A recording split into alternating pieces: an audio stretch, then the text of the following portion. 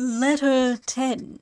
To the Honourable Daines Barrington, Selborne, August 1st, 1771. Dear Sir, from what follows it will appear that neither owls nor cuckoos keep to one note. A friend remarks that most of his owls hoot in B flat, but that one went almost half a note below A. The pipe he tried their notes by was a common half-crown pitch pipe, such as masters use for tuning of harpsichords. It was the common London pitch. A neighbour of mine, who is said to have a nice ear, remarks that the owls about this village hoot in 3 different keys, in G-flat or F-sharp, in B-flat and A-flat. He heard 2 hooting to each other, the one in A-flat and the other in B-flat. Query: do these different notes proceed from different species, or only from various individuals? The same person finds upon trial that the note of the cuckoo, of which we have but 1 species, varies in different individuals. For about Selborne Wood he found they were mostly in D.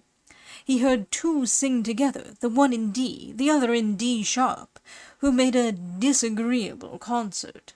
He afterwards heard 1 in D-sharp, and about Walmer Forest some in C.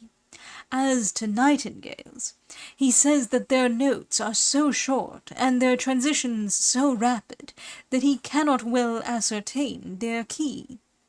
Perhaps in a cage and in a room their notes may be more distinguishable.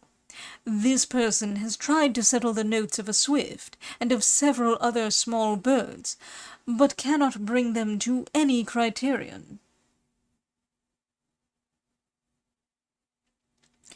As I have often remarked that redwings are some of the first birds that suffer with us in severe weather, it is no wonder at all they retreat from Scandinavian winters, and much more the ordo of grayli, who, all to a bird, forsake the northern parts of Europe at the approach of winter.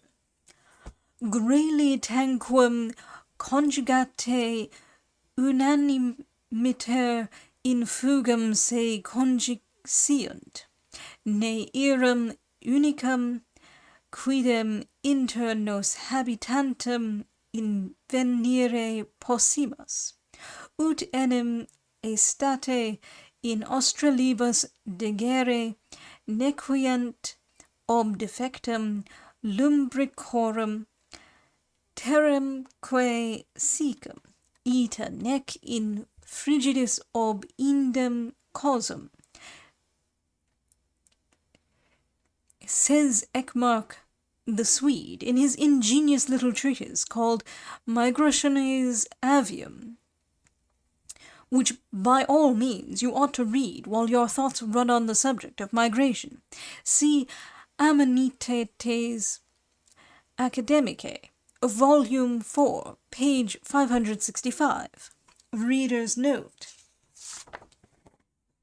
In one body, as if they had conspired the waders to take flight.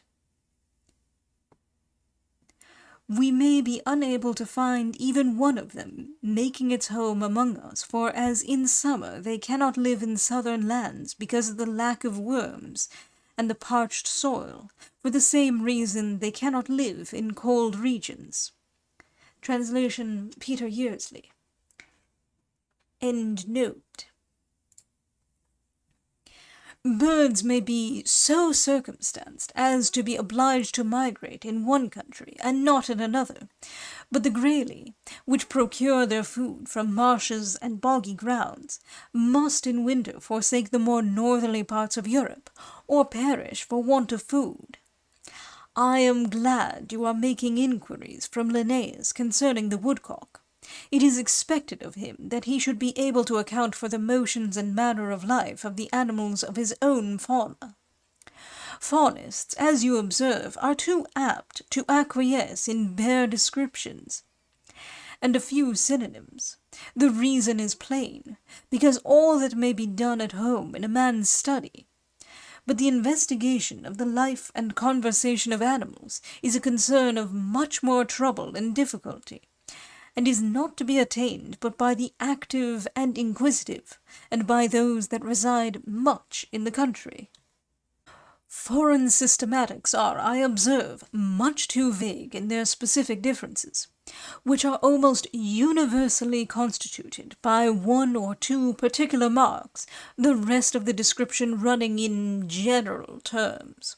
But our countryman, the excellent Mr. Ray, is the only describer that conveys some precise idea in every term or word, maintaining his superiority over his followers and imitators, in spite of the advantage of fresh discoveries and modern information.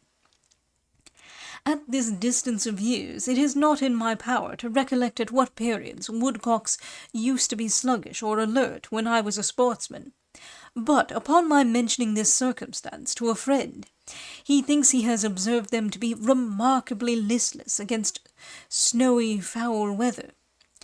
If this should be the case, then the inaptitude for flying arises only from an eagerness for food, as sheep are observed to be very intent on grazing against stormy wet evenings.